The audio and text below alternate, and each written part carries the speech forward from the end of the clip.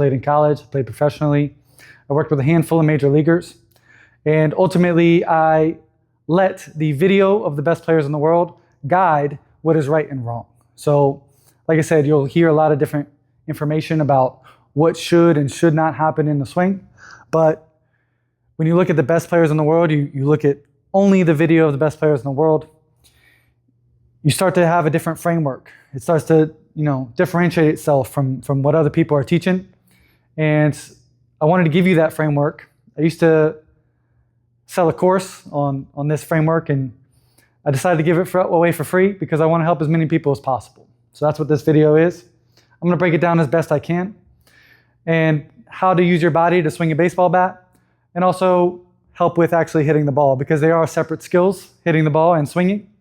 But having a good swing allows you to hopefully hit the ball more consistently, square up more balls, keep the bat behind the ball longer, and create more speed with the bat.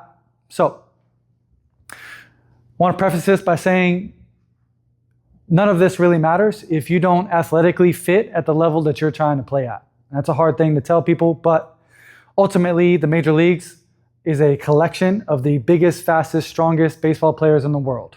Obviously, there are exceptions to that, but if you cannot hit the ball fast enough or throw fast enough or run fast enough to fit at that level, at the same level those major league players are at, ultimately, it's going to be hard for anyone to scout or take a chance on you to give you an opportunity at that level. Hopefully that makes sense to everyone. And of course, there's, like I said, exceptions to that. Altuve, Altuve was cut at his tryout. He wasn't supposed to come back the next day, and he ended up doing it. But you don't want to be the exception. You need to build your body to a place where, again, you fit athletically.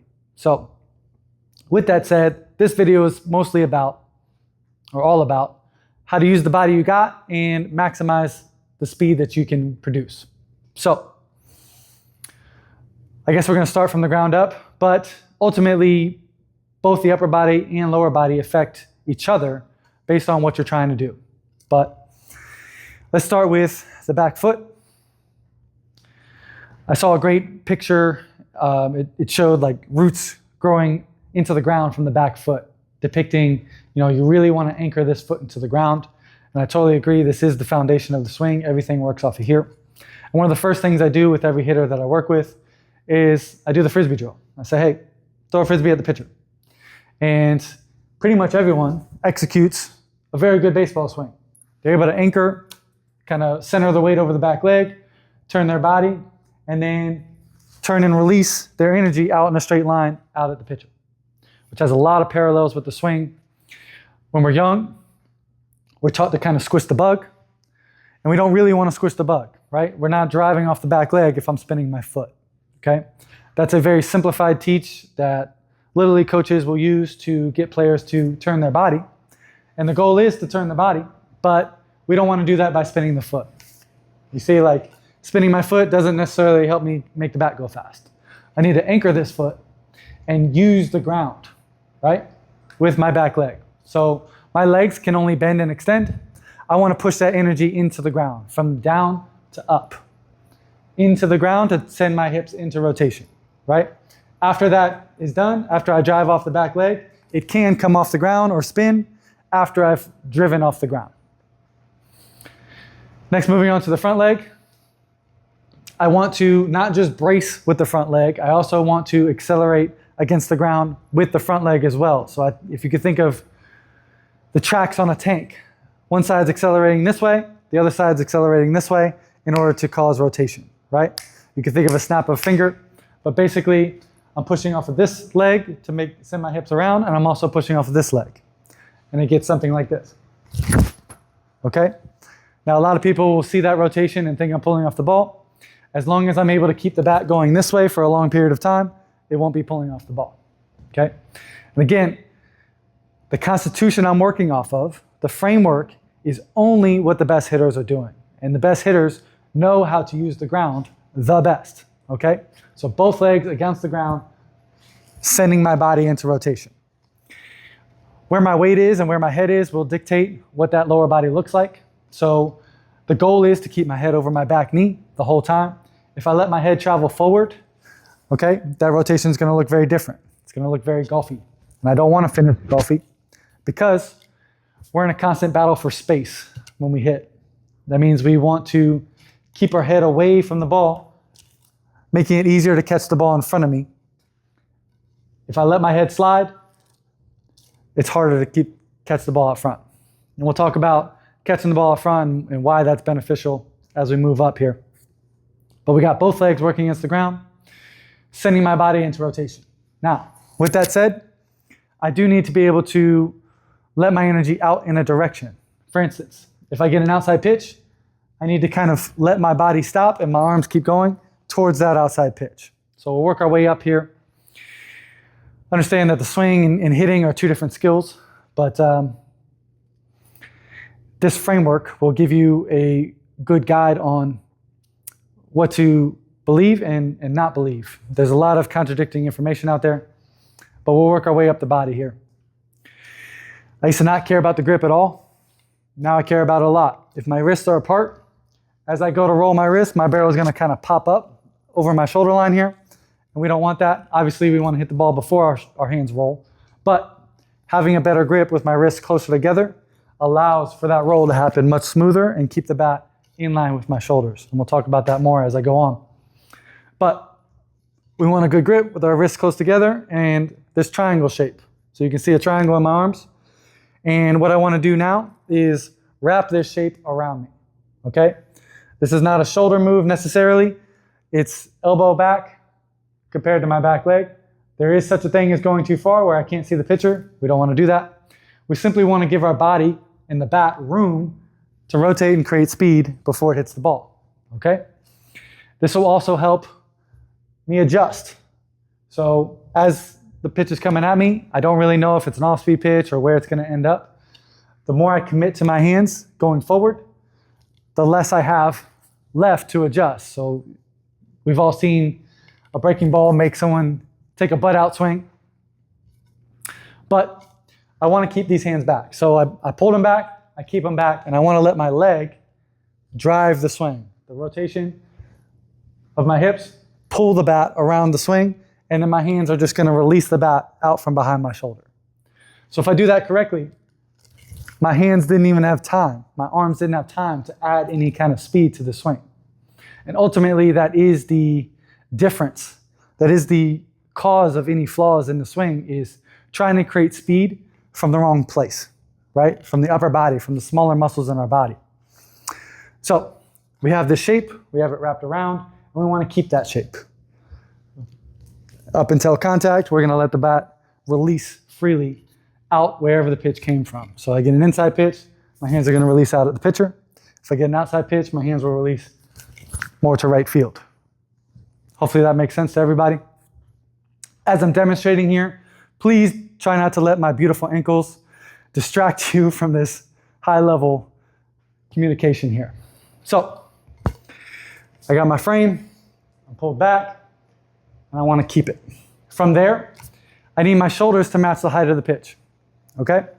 So I got bat back, rotate, side bend, or tilt to the height of the pitch. That means a high pitch, I'm going to be much more level with the shoulders, and a low pitch, I'll be much more bent over.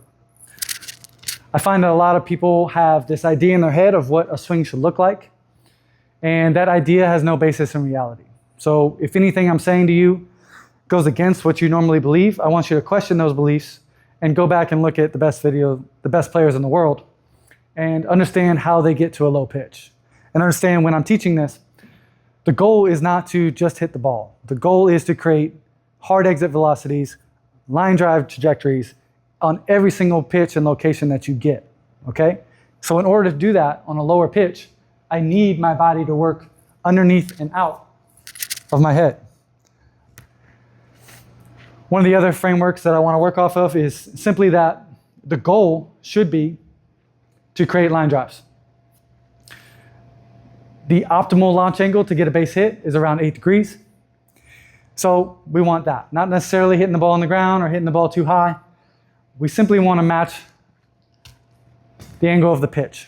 Ted Williams wrote in his book to match the angle of the pitch. So if the ball is coming 8 degrees down into the catcher's glove, our barrel needs to work 8 degrees up. Now, it doesn't matter what you have to feel to create that. So if Juan Soto feels that he's chopping at the ball, but his barrel works 8 degrees up, then that's the right feel for him. But you have to understand that not everyone is going to create that attack angle with that feel, right? So some people need to feel like they're swinging 20 degrees uphill in order to create that 8 degrees. There is such a thing as swinging too far down and swinging too far up. But what I want to stress is as long as I keep the bat level with my shoulders and my shoulders are level with ball, I don't have to try to create any kind of trajectory. It will take care of itself on its own. Let me explain that. Even though we're rotating fast, we want the bat to trace the path of the pitch for as long as possible. So I'm letting my arms out straight through the path of that pitch. I don't want my arms coming with me, my upper body rotating away from the ball at all. We're turning back to create speed going forward, okay? And anything you see with my front foot spinning is simply me letting the finish happen freely. If you look at the best hitters, again, this front foot is kind of a piece of contention. The best hitters let this front foot spin. Because their weight's in the right spot, their head stays over the back knee, that front foot releases, okay? So going back to this path, we're working the bat behind the path of the pitch from catcher to pitcher for as long as possible. And where I catch the ball will dictate how high or low it goes and where it goes in the field. So if I catch the ball back here and I'm late, it's going to go to right field and it's probably going to be at a lower trajectory. If I catch it in front of me, it's probably going to left field. And the bat's had time, even though I'm keeping it level with the shoulders, to work a little bit more uphill. So it's probably going to go a little higher. And that's how that works. I don't have to try to lean and create a home run trajectory. To create home run trajectory, all you have to do is catch the ball out front. When you do that, there are advantages to that, which is first and foremost, the bat has more room to get up to speed, right? So your fastest bat speed is going to happen out in front of you. Secondly, we all hit the ball better to the pull side because obviously, again, I talked about the speed of the bat, but also that room allows me extra room to line up the bat perfectly. And that's one of the biggest benefits of leaving the hands back. This feel when my hands are behind me, the entire swing, allows me to adjust at all times to the height of the pitch, right, as it's coming at me, and be able to adjust, okay, I recognize curveball, my hands are still back, I can still hit this ball hard, all right? Let's talk about what the hands are doing. So I do not want to be active with my hands at all. That means I don't want to try to push out of this triangle shape. I don't want to push-pull and let my hands drop. I don't want to try to create speed with my arms at all. I also don't want to try to spin the bat in any direction. All I have to do is hold on to the bat and let my body move the bat. Understand the bat is moving with my shoulders and I'm not moving my arms at all. Okay? So this all comes from anchoring this back leg. The only thing that's moving here is my back leg. Okay? My upper body is tilting and turning because of my back leg and wherever I need to take the swing to that ball. But it all starts with the back leg. I'm on it and I let the back leg drive the swing. I know it's supposed to work from the ground up here, but I want to talk about both. I'll be going back and forth. Like I said, the ideas of each affect each other. So there's a lot of talk about get the foot down early, and I want to address that. The back leg should put the front heel down. The back leg puts the front leg early, okay? This is how it works in every great hitter. You will see a variance in how they use the front leg. Some of them are very leg kicky. Because they're coiling back, this front foot comes off the ground. But still, this back leg driving off the ground puts the front foot down. Hopefully that makes sense for everyone. It's the same if I keep my foot down, right? You'll see a lot of hitters who do the no stride. They're turning, you'll see the heel come up. And again, driving off the back leg, driving rotation, puts that front foot down. Okay?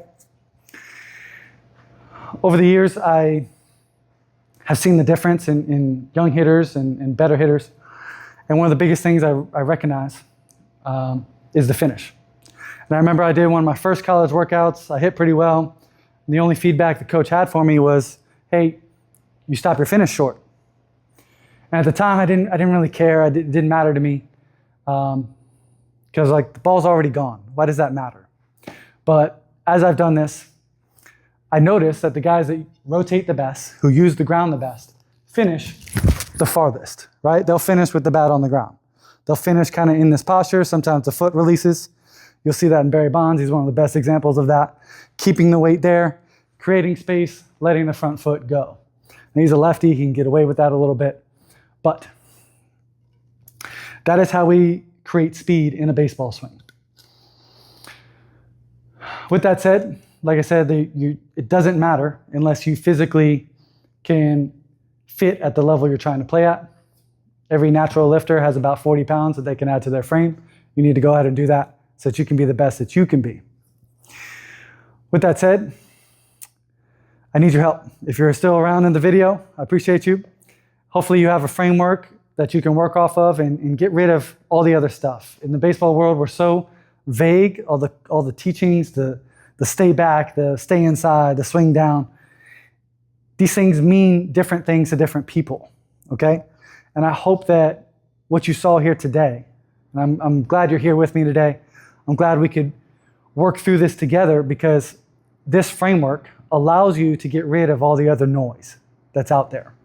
Like I said, there's from coaches to players, anything you hear about the swing, it all contradicts itself, okay? But if you let the video of the best players in the world guide what you decide to be right and wrong, let that be your constitution, then you'll see that everything I've walked you through today is describing as best I possibly can what's happening in the video.